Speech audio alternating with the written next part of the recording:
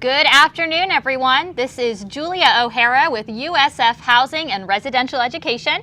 I'm joined by Dr. Joseph Puccio, the Executive and Medical Director of USF Student Health Services, and we are live and here to provide information about the flu shot. So type your questions in the comments and we'll answer you live on the show. But before we get to your questions, I do have some planned questions for Dr. Puccio. How are you today, Dr. Puccio? I'm doing well. Thank you very much for having me. Well, thanks for taking the time to answer some questions and provide some information about the flu shot. So I'm going to jump right in so that we get all the questions answered, and then we can get some questions from the audience at the end of the show as well. So the first question I have for you, how serious is the flu, and why is the flu shot recommended?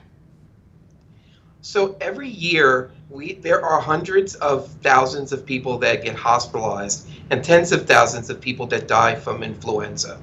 So it is important because we never know how it's going to affect us, particularly those people that have pre-existing conditions or chronic medical illnesses are at increased risk from having a negative side effect to influenza. So it is important to make sure that we protect each other. We protect each other by getting a flu shot. We want to protect ourselves, but also getting a flu shot helps protect others, particularly if you have members in your family or members in your household that do have medical conditions that could have serious side effects if they contracted the virus. And will the flu shot cost anything for a student, staff, resident that's watching right now that's interested in getting the flu shot? So if you're a student, the flu shot is covered under your health fee. So there will be no charge for students to get a flu shot.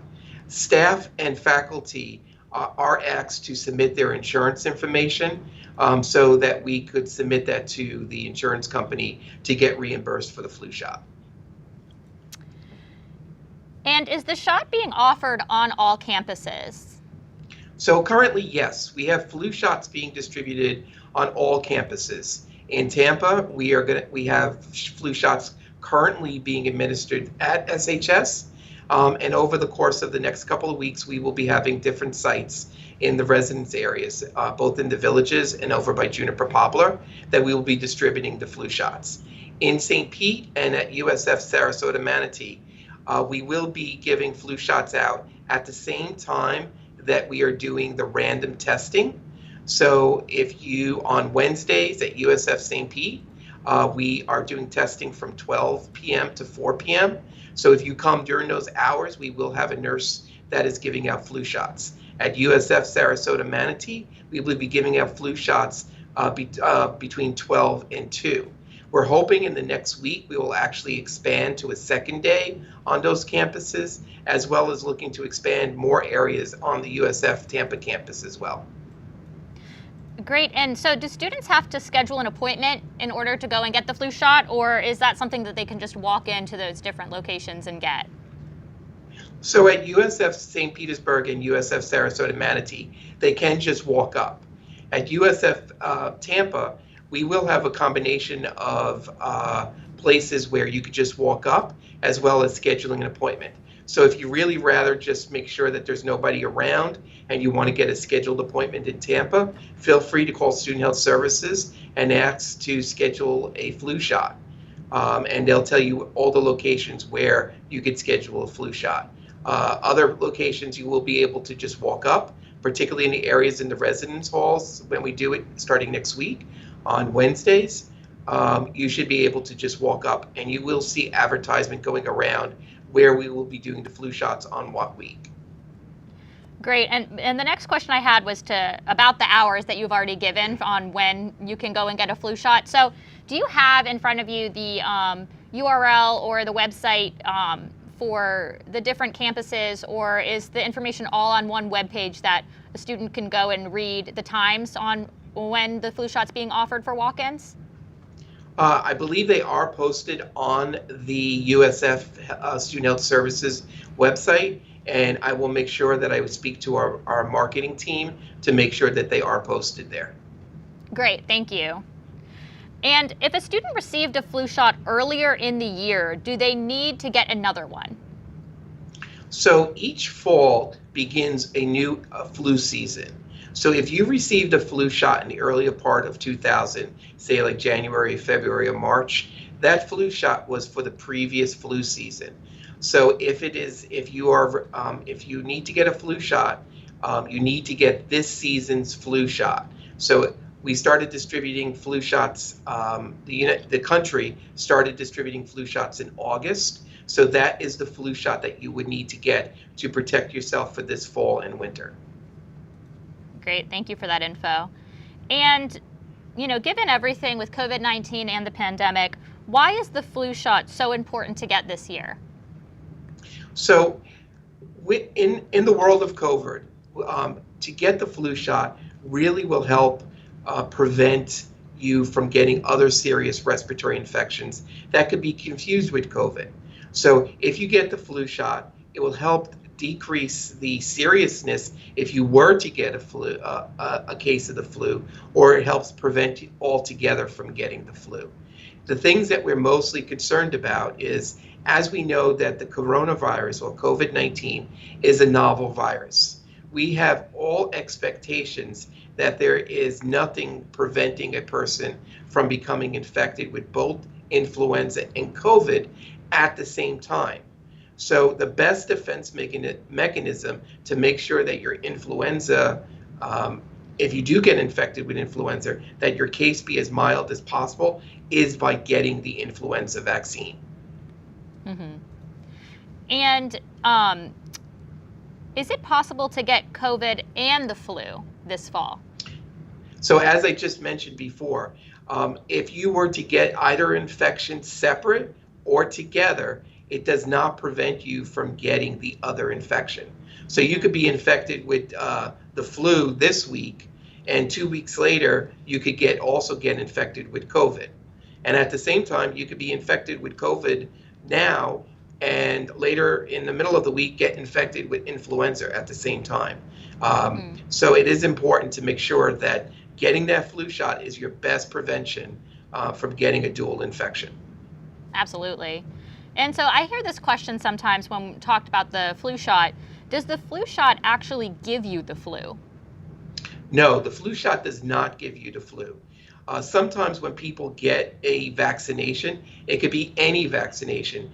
The body does react differently to different vaccines. So sometimes there is a slight reaction that the body has to the vaccine. And that's why sometimes we don't feel great for a day or two afterwards.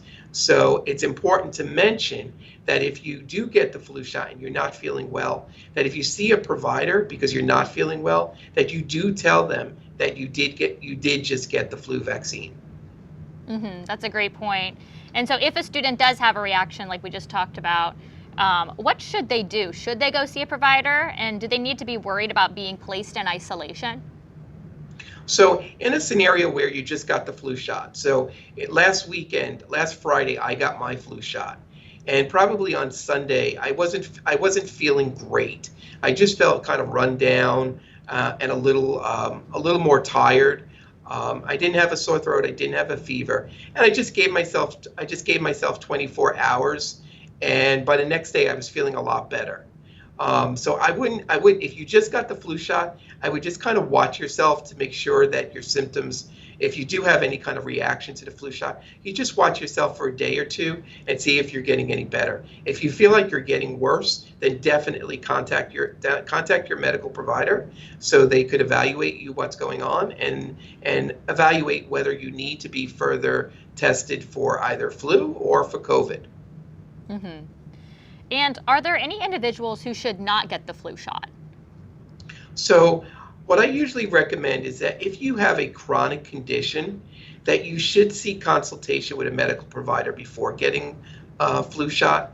Most common chronic illnesses like asthma, diabetes, high blood pressure, those absolutely should go ahead and get the flu shot. But if you have some more less common chronic illnesses, it's a good idea to check with your medical provider. You don't necessarily need to make a medical appointment. What you could do is you could call the office and say, I have so-and-so condition, should I get the flu shot?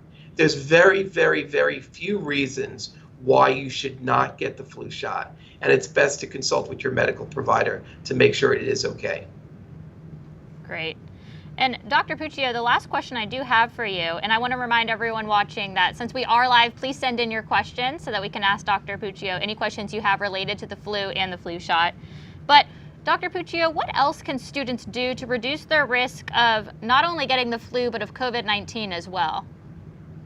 So great question. So there are a few things. Obviously, number one is get the flu shot. The other preventative measures is to continue wearing a mask. Wearing a mask whenever you're in any kind of interaction with people is a great way to prevent both the influenza as well as COVID-19. Keeping that physical distance also helps, because a lot of the same ways that you catch COVID, you can also catch influenza. So again, wearing the mask, physical distance, and probably the best thing to do for all kind of respiratory illnesses is making sure that you wash your hands frequently. Make sure you wash your hands for 20 seconds with soap and water. If soap and water is not available, please use hand sanitizer. Also, other things that you could do to stay safe is make sure you get adequate sleep. Make sure you take multivitamins. That's always good to keep your body healthy. You want to also make sure that you exercise and keep your both your mental health and your physical health as best as possible. So doing some exercise helps to burn off some steam and some stress, and that keeps you healthy, particularly as you're going into midterms and finals. Great advice. Thank you for that, Dr. Puccio. And on that note, do you have any closing thoughts or comments for those watching that are going into the flu season and as we're still, combating COVID-19 throughout the country? Anything else that you would want to add to those watching? So one of the things that I really strongly recommend is that people may be hearing that lots of things may be opening up. It's all very exciting to kind of get our lives back to normal.